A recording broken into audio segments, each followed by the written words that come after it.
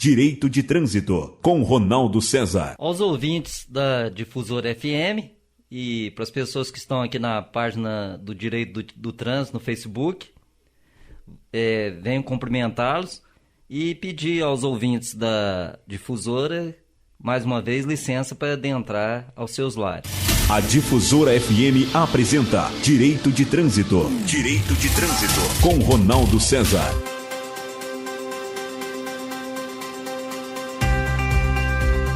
Novamente aqui, tô com a máscara aqui para incentivar, né?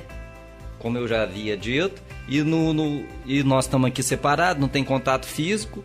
Então aí não há necessidade da máscara aqui. Mas na via pública aí nós, reitero, né? Que nós estamos respeitando, né? Usando a máscara. E nesse momento difícil de pandemia aí, realmente seria bom que as pessoas respeitassem. Porque chegou num ponto que está realmente muito perigoso, né, Matheus? Vamos lá ao direito de trânsito, que é o que nós viemos falar aqui hoje. Então, ontem, compartilhei lá na página do Direito do Trânsito, e nós também falamos aqui na Difusora FM, sobre estacionamento e da ciclofaixa e da ciclovia. Então, para explicar melhor, né, eu acho que foi meio corrido, e hoje vai ser um pouquinho mais rápido também, né?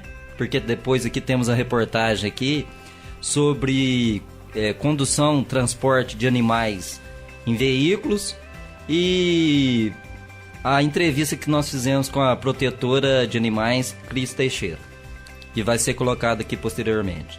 Então, vamos falar hoje, Matheus, sobre o direito de trânsito envolvendo, como nós falamos ontem sobre a ciclofaixa, ciclovia e estacionamento, o ciclista, né? Achei muito interessante, né? E aqui em Fortaleza, como em Paz, tem muito ciclista, né? Muita gente aí utilizando esse meio de transporte, às vezes para lazer, para esporte, para saúde, para uma série, né? E com a pandemia, as pessoas também passaram a utilizar mais a bicicleta.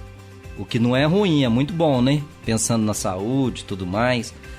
Passa também a deixar, né, o oxigênio mais limpo, né? Tem os veículos automotores, né? Mas eu dependo, todo mundo depende, tanto é que o trânsito tem que ter mesmo. Mas vamos lá então. Então aqui, ó, para falar sobre os ciclistas. Primeiro esclarecer, né? Eu acho que ontem também, que ficou falho isso aí. Eu não esclareci o que é ciclofaixa e ciclovia. A diferença não é a mesma coisa, não. Lá em Passo, lá no caso lá, seria ciclovia. Pelo que eu vi, eu não sei se lá tem... É ciclofaixa, digo. Porque lá não vi se tem ciclovia, não. Mas às vezes tem, que eu não sabia nem que tinha ciclofaixa. Mas então, a ciclofaixa é aquilo lá que tem lá em Passo. O que ela é? Ela não tem separação física nenhuma do que é a via pública e o que é a ciclofaixa. A única separação que tem é aquela pintura lá que tem, né, na cor vermelha. Agora a ciclovia, a separação física existe, como a gente vê na praia, né? Vai lá em Ubatuba, praia dos mineiros, né? Mas então, aí lá tem a separação física, lá é ciclovia. E falando sobre ciclistas, aí uma coisa que me chamou atenção também lá, e que é uma curiosidade também, que às vezes as pessoas nem saibam, né? É o artigo 211 do Código de Trânsito Brasileiro. O que ele diz? Ele diz o seguinte, eu vou ler aqui na íntegra e depois explicar. Ultrapassar veículos em fila, parados, em razão de sinal luminoso, cancela, bloqueio viário parcial ou qualquer outro obstáculo, com exceção dos veículos não motorizados. Infração grave, 5 pontos. O que quer dizer isso? É o seguinte, o sinal luminoso que se refere aqui ao CTB é o semáforo, né? Aqui que nós chamamos de semáforo, em outros lugares aí eu não sei se tem outro nome e tal, mas aqui é semáforo, né? É o semáforo. E é o sinal luminoso. A pessoa parou lá no sinal luminoso, que, claro, é o semáforo, e ele ultrapassa, mesmo que ele ultrapasse pela esquerda, que é o correto, ele vem ali, o carro está parado e está ultrapassando para chegar até no semáforo. Isso daí é uma infração grave para veículos motorizados. Mas o ciclista, no caso, Matheus, ele pode. É o único que pode, o ciclista. Ele pode fazer essa ultrapassagem. Com a ressalva da bicicleta, eles falam bicicleta motorizada, né? Bicicleta motorizada, ela não pode, né? Fazer essa ultrapassagem. Mas a bicicleta essa que utiliza aí normalmente com o pedal, ela pode ser. No caso aí se refere ao ciclista. Depois eu vou explicar também a diferença que tem da bicicleta motorizada e do ciclismo, né? Que é a bicicleta que não tem nenhum outro adereço como lá que tem na bicicleta motorizada. A bicicleta, ela pode andar nas calçadas, como nós falamos ontem, né? Desmontado e tudo mais. Mas o que o Código de Trânsito brasileiro também prevê, que em ocasiões especiais e com a autorização e indicação dos órgãos de trânsito, ela também pode transitar ali na calçada. Mas isso aqui, eu acho que eles deixaram isso aqui, está lá no artigo 68, que ciclistas equiparam-se a pedestres, né? E a diferença lá que nós também explicamos, passeio, calçada, diferença, né? O passeio compreende tudo, até mesmo a ciclovia, e a calçada é só aquele local onde o pedestre está utilizando ali, passando. E o passeio também, ontem eu ia falar também, o passeio também, por exemplo, igual ali no Antônio Carlos em Passo, tem aqueles vasos, né? Mas eles não atrapalham, eles estão no passeio, eles não estão na calçada. Ela fala, não, mas lá é tudo uma coisa só. Não, não é não. Calçada onde deixou aquele espaço para as pessoas passarem. Então lá está correto. Ah, não, mas não pode pôr vaso em cima da calçada? Da calçada não, do passeio pode. Mas ali é a largura ali, né? A dimensão é maior, então ela está no passeio. No caso aqui, o ciclista, ele pode ocupar parte da via. Ele pode. Não está infringindo regras do CTB. Claro, se não tiver no local a ciclovia, então ele tem que ocupar parte da via, né? Como que o ciclista vai, né? Não tem jeito, ele tem que ocupar parte da via. Aí, segundo a legislação, caso não exista ciclovia, ele pode ocupar ou ciclofaixa, né, que eu acabei de falar aqui, ou acostamento. Se tiver o acostamento, ele pode transitar no acostamento. Aí essa também é outra curiosidade, é o seguinte: o acostamento, o veículo motorizado, ele não pode transitar no acostamento, que é infração. Você sabe disso, né? O motociclista está ali, ele está na rodovia ali, ele fala, não, eu vou ficar no acostamento que é mais seguro e eu dou passagem para os outros motoristas.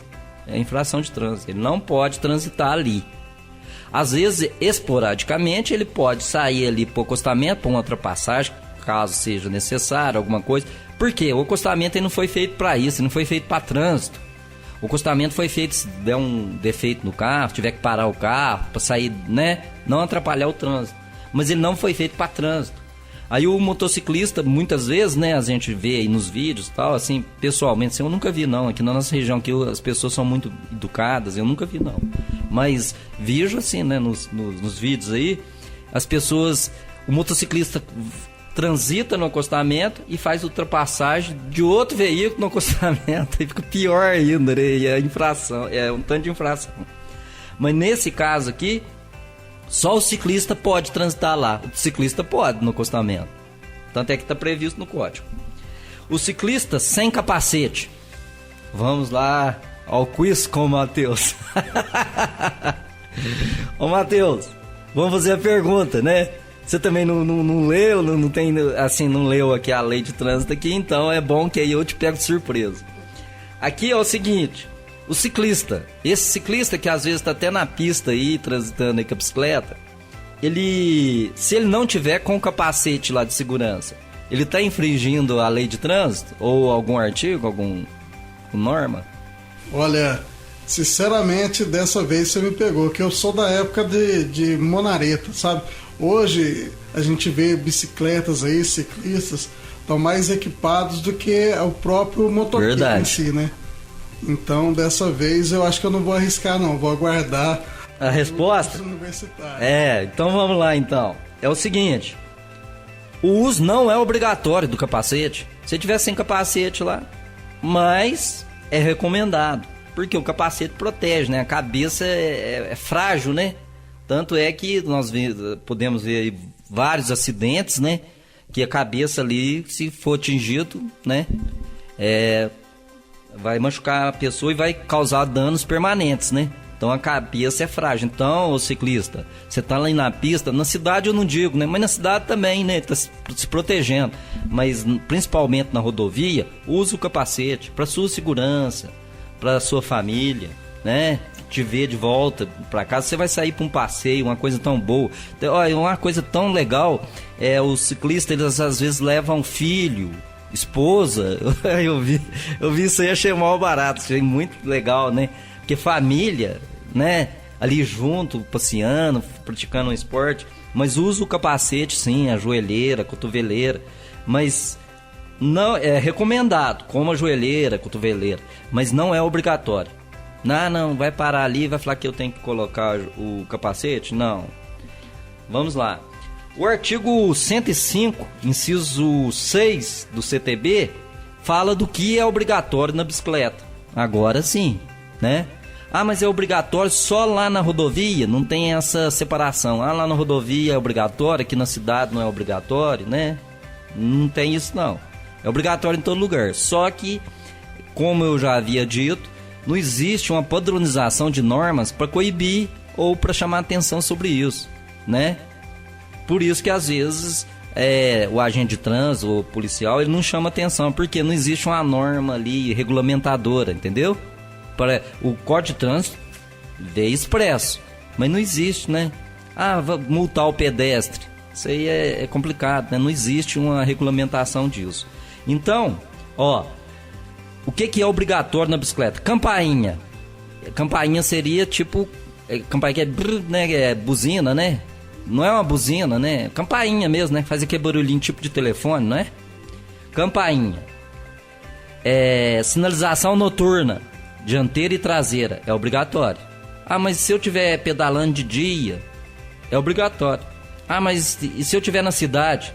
Seria obrigatório, mas como eu disse, não tem como coibir. Mas na rodovia, para a segurança do próprio ciclista, a gente pede que utilize, né, essa sinalização noturna, dianteira e a traseira. Lateral dos pedais, é aquilo lá que se chama, antigamente que chamava, né? Se eu falar aqui, eles vão rir de mim porque eu tô ficando velho, né? Eles chamavam de olho de gato, né? Aquilo lá brilha, né? Brilha por exemplo, se bater um farol ali, ele brilha, né? Então nas laterais precisa lá dessa sinalização noturna que a grosso modo nós chamamos de olho de gato. Espelho retrovisor do lado esquerdo. Isso aqui também é uma curiosidade, né? A maioria das bicicletas não tem, né? Mas é equipamento obrigatório. É obrigatório, mas como eu disse, ninguém vai fiscalizar isso, né? Até o momento não tem. Mas aí, como eu tava conversando até no carro ali, falando assim, às vezes as pessoas fazem as coisas assim, não vou pôr isso aqui, é obrigatório, mas ninguém vai fiscalizar mesmo. Mas aí, vamos lá, acontece um acidente, Deus o livre, guarde, né? Acontece um acidente com o ciclista. Esses equipamentos aqui poderão ser fundamentais numa ação, na justiça e tal. Mas ele não tinha nem retrovisor do lado esquerdo. Talvez para aquele acidente ali nem tinha necessidade do retrovisor do lado esquerdo. Mas é um equipamento obrigatório que o advogado vai falar, né? Mas ele não tinha nem sinalização noturna dianteira, traseira. Quer dizer, ele é um desleixado, né? Então, vamos lá agora, o Matheus, falar sobre a bicicleta motorizadas. Mas o que tem a ver com o ciclista? É bem diferente. É bem diferente, mas aqui é bem diferente, não é, né? Por quê? Porque existe dois tipos de bicicleta motorizada. Até o termo aqui eu achei o termo aqui não muito correto, porque motorizada pressupõe-se motor, né? Motor de combustão, né? Vem na cabeça, né, de qualquer um. Bicicleta motorizada. Tem um motor, tem um escapamentinho ali que solta fumaça e tudo mais, mas não é bem assim não. Aí a resolução, ela é de 2013, e nós estamos em 2020, 7 anos, né? Essa resolução do CONTRAN, ela estabeleceu alguns requisitos, inclusive fazendo merchan, né, igual ontem lá fazendo merchan da página do trânsito. Tá lá aqui explicação sobre isso que eu vou falar aqui, que é a bicicleta motorizada, né? Que é o seguinte: A resolução do CONTRAN 465/2013, ela estabeleceu alguns requisitos. O primeiro requisito: potência máxima até 350 watts. Aí você falou assim, aí vai falar assim, mas nós estamos falando de lâmpada ou de bicicleta? De bicicleta ainda, né? Não tem nada com a lâmpada, não. 350 watts é a resolução do CONTRAN.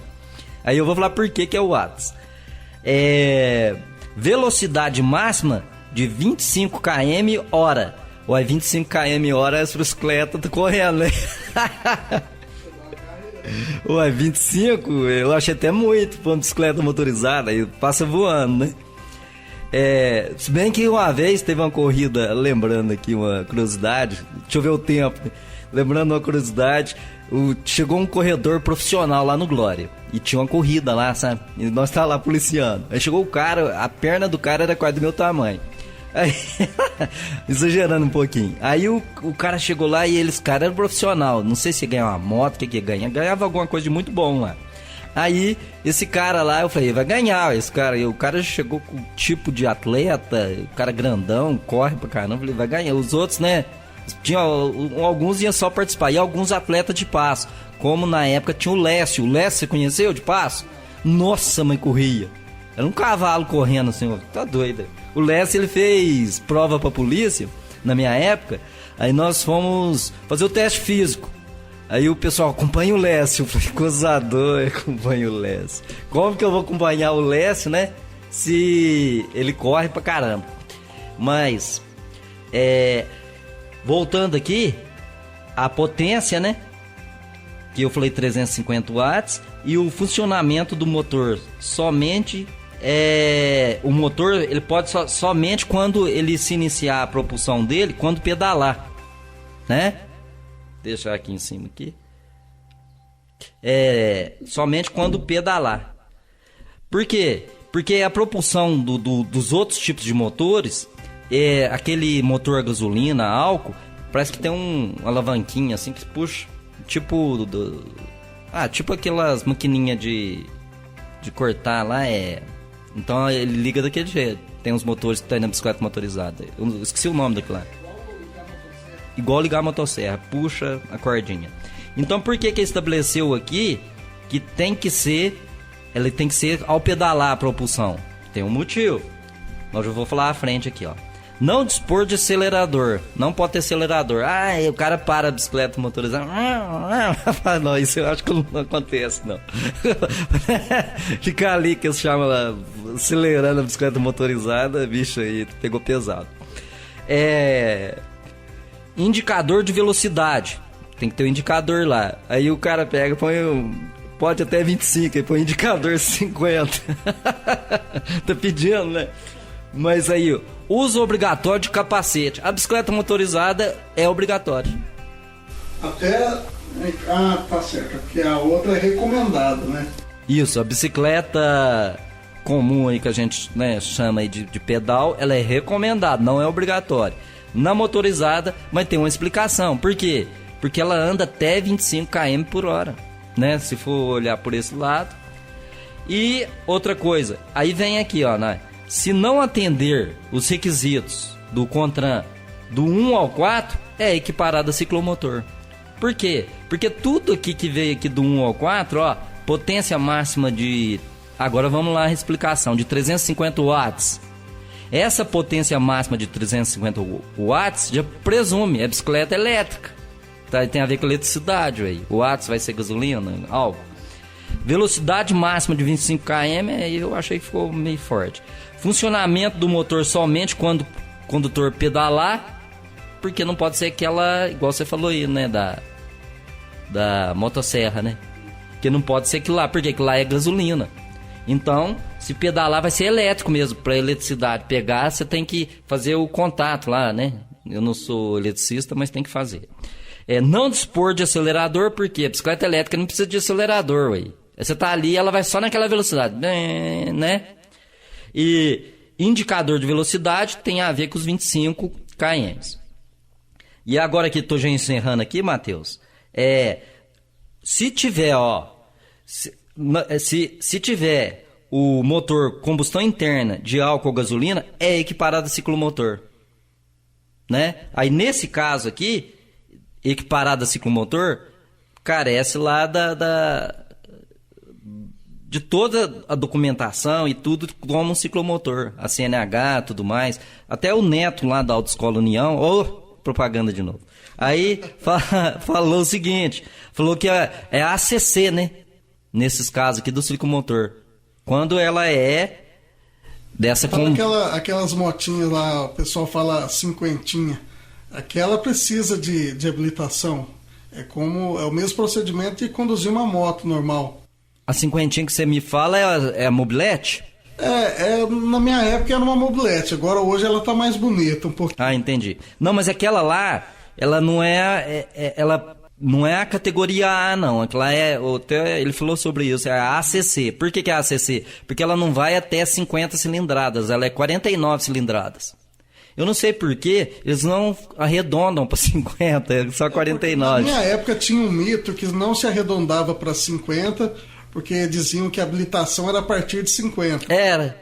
Aí eu não sei se é mito ou se é... não, então deve ser isso mesmo. Porque a explicação. O que o pessoal falava era assim, que se tiver 50 cilindradas você precisa de habilitação de moto. E é verdade. Não, então deve ser por isso mesmo. Eu tinha essa dúvida aí, mas... 49,99. É verdade. Então, encerrando aqui, vamos ficar com a entrevista aí com a protetora Cris Teixeira, né? E falando de direito de trânsito, agradeço mais uma vez aos ouvintes aqui, né? Vou me despedindo e até mais, até uma próxima que nós vamos falar aqui, né? Até amanhã, né, Matheus? Falar mais sobre direito de trânsito, vamos trazer mais um assunto aqui que seja de interesse de todos. E mais uma vez, obrigado. Direito de trânsito. Bom, mais uma vez vamos falar de direito do trânsito. Hoje vamos falar aqui sobre os animais, os cães que estão na rua, os animais domésticos, gatos. E para falarmos aqui do artigo 235 do Código de Trânsito Brasileiro. O que diz esse artigo? Esse artigo fala que é proibido conduzir pessoas e animais em partes externas do veículo, como o cão estiver com a cabeça para fora do carro, ou mesmo uma criança. Então fala sobre conduzir, e o cão também está de maneira que possa causar risco para as pessoas que estão no interior do veículo, ele estando ali transportando ele solto. O que também diz o artigo 169 do CTB, que é dirigir sem atenção e os cuidados indispensáveis à segurança do trânsito. O artigo 252 também traz essa ressalva, que fala sobre os cães estarem entre as pernas, nos braços. Isto aí são infrações de trânsito. Mas um questionamento que existe sobre até a defesa, nesse caso, se estiver socorrendo o animal. Bom, o socorro, ele sempre é entendido como uma coisa de urgência, uma coisa necessária, o que cabe a pessoa justificar com provas, com que estava atendendo o animal e tudo mais. Hoje nós vamos falar aqui com uma protetora, a Cris Teixeira, que também é do grupo do Fortaleza Sem Abandono. Então, Cris, vamos falar sobre os animais que são abandonados e que vocês conseguem adoção, que é muito importante. Isso aí ajuda a comunidade, ajuda a sociedade. Até as pessoas que possam não gostar de cães e de animais de rua teriam que observar que isso é bom para os animais. Quantos animais o seu grupo ou você conseguiu para adoção aqui em Fortaleza? Nossa, muitos. Eu, particularmente, só eu doei mais de 10 animais. Consegui lar para eles. Mais de 10, tranquilo, eu posso falar eu. Fora outras pessoas daqui que fazem esse trabalho também, que também são protetores. E, num caso específico, me parece que tem um cachorro que vocês colocaram o nome dele de Aparecido. O Aparecido, como é que foi a história do Aparecido? O Aparecido até foi o Messias aqui da Serraneria, Mário da Vera, que deu esse nome nele porque ele apareceu lá. O Messias fala que ele apareceu lá pedindo socorro, porque ele apareceu muito machucado, com uma bicheira enorme nas costas, com muito bicho. E aí ele me pediu ajuda, eu fui vê-lo, pedi ajuda para o Elzo e para a Naula também. Nós três demos os primeiros socorros para ele, tiramos os bichos. E o Aparecido, a partir daí, a gente cuidou. Hoje ele é um cachorro super saudável, mora aqui na esquina, a gente colocou uma casa e ele é um cão comunitário. O que chama atenção é que esses animais, que no caso aí do Aparecido, que eles são animais debilitados, doentes, que podem até trazer algum risco, né, para as pessoas. Então, vocês tratando desses animais, cuidando, né, evita até um mal maior. Com certeza, porque na verdade as pessoas abandonam os animais. Aqui, por exemplo, próximo à nossa casa, abandonam muito. Mas na cidade inteira eles abandonam. E às vezes as pessoas invertem o papel. O cão foi abandonado e a gente cuida quando está doente, quando está machucado. E a partir dali o Aparecido eu não consegui doar, porque também ele não é um cão que não dá trabalho. Mas os outros, como eu já disse, eu mesmo fui mais de 10. Todos eu cuidei e botei para adoção. Se a gente for fazer as contas de quantos animais a gente já tirou das ruas, a gente perde as contas. E fora o tanto que a gente evitou de aumentar, com a castração também. E quando o animal é abandonado, ele geralmente é abandonado doente. E teve um outro cão que foi também adotado, que é a Pandora, uma fila. E a história dela? A Pandora apareceu aqui, aí eles me mandaram uma foto pedindo ajuda para ela. Ela estava pele e osso, muito magra. E só que aí eu comecei a cuidar dela e eu notei que ela estava comendo bem. Então vi que ela não estava assim, doente, porém estava desnutrida. E eu rapidamente coloquei ela para adoção, não esperei. E a minha surpresa foi tão grande que apareceu muita gente querendo ela. Então eu achei que ela era uma vestida. E nessa postagem ali apareceu um comportamentalista canino chamado Maurício Rodrigues, que ele é do Rio Grande do Sul. E ele entrou em contato comigo querendo adotar a Pandora, porque ele diz que ela é uma fila legítima e raríssima. Ele fala legítima fila brasileira de fazenda. E aí a gente combinou que ele viria, mas eu na verdade nem acreditei muito assim, pela distância, por tudo que ele falou dela, que eu falei, como assim alguém abandona um cão tão raro, que ele falou que era muito raro, que ele levou 20 anos para achar a pelagem dela. E ele realmente veio, nos presenteou até com presença. Realmente ele adotou, levou a Pandora para São Paulo e depois de lá vai para o Rio Grande do Sul. Beleza. Então aqui, hoje nós estamos colocando os pingos nos is e falando do direito de trânsito também, mais uma vez, sobre os animais. E ao Maurício aí, um abraço, Maurício. Tudo de bom. Ficamos muito felizes com a sua visita, realmente, que veio ajudar, né, mais uma vez, com essa adoção da Pandora, né, que é um animal tão carinhoso, né, e mais uma vez para falar de direito de trânsito. Obrigado. A Difusora FM apresentou Direito de Trânsito com Ronaldo César.